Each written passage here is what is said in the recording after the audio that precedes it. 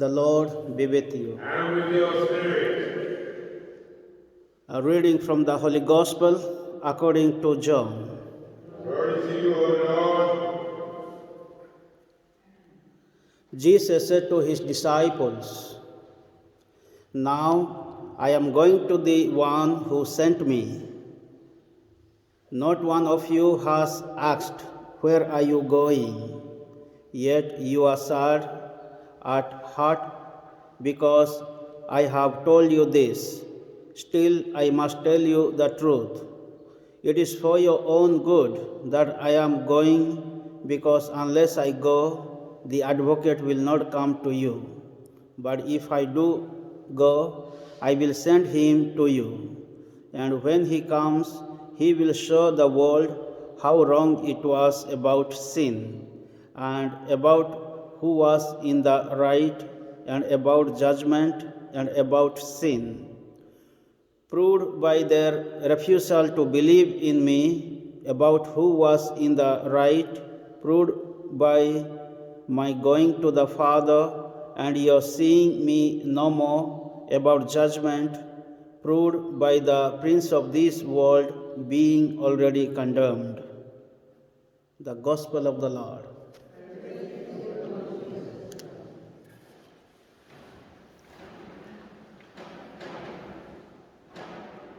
In today's Gospel, Jesus said to his disciples, "I am going to the one who sent me. Not one of you has asked, 'Where are you going?'" And Jesus said, "Unless I go to my Father, the advocate will not come." So Jesus is talking about the advocate, or the helper, or the Holy Spirit. So he is talking about the Holy Spirit. And what the Holy Spirit is going to do? He is going to do, according to today's Gospel, three things. The first thing is, he is going to prove about justice in the world. The second thing, he is going to condemn the sin or corruption. And the third thing, he is going to prove about the judgment. So these are the three things the Holy Spirit is going to do. And when we receive the Holy Spirit, how can we experience his presence in our life? In baptism and in confirmation, we receive the Spirit of God. So the Holy Spirit is coming upon us in these sacraments. So the first work of the Holy Spirit, again, we will find he is going to give us power, strength, and courage. The disciples were fearful in the very beginning. After the death of Jesus, they were hiding. But once they received the Holy Spirit, they were not fearful, but they were the most courageous people. That is what Peter went to the same group, same crowd, and preached about Jesus. "You have killed the Son of God, the Messiah, the Savior. Repent and believe in him." So this is what the disciples received, the courage and strength by the Holy Spirit. Once they got the Holy Spirit, they had no fear to go to the enemies or to the opponents or to face any kind of challenge or persecutions. And the second function we will find of the Holy Spirit, he will teach you everything about Jesus.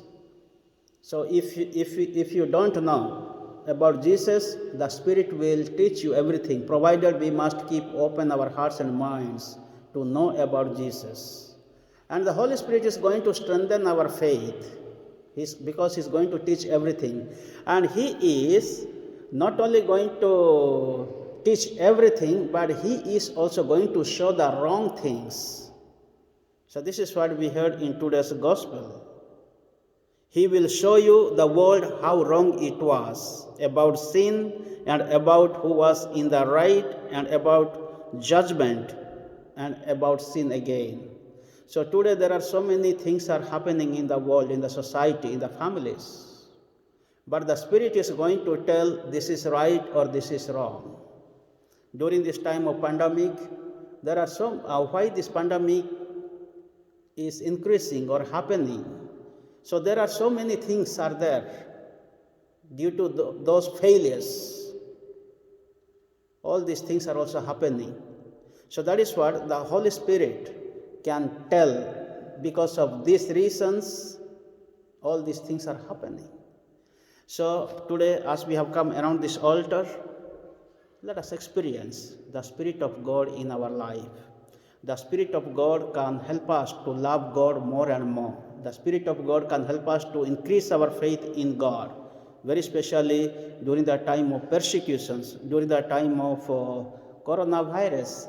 And at this moment, we need the help of the Holy Spirit, because the Spirit can give us power and strength, courage to face all kinds of suffering, pain, persecution, even death in our life. May the good Lord bless us all and give us His power and strength to walk in the way of the Lord and to continue the mission of Jesus in our lives, in the society, and in the church.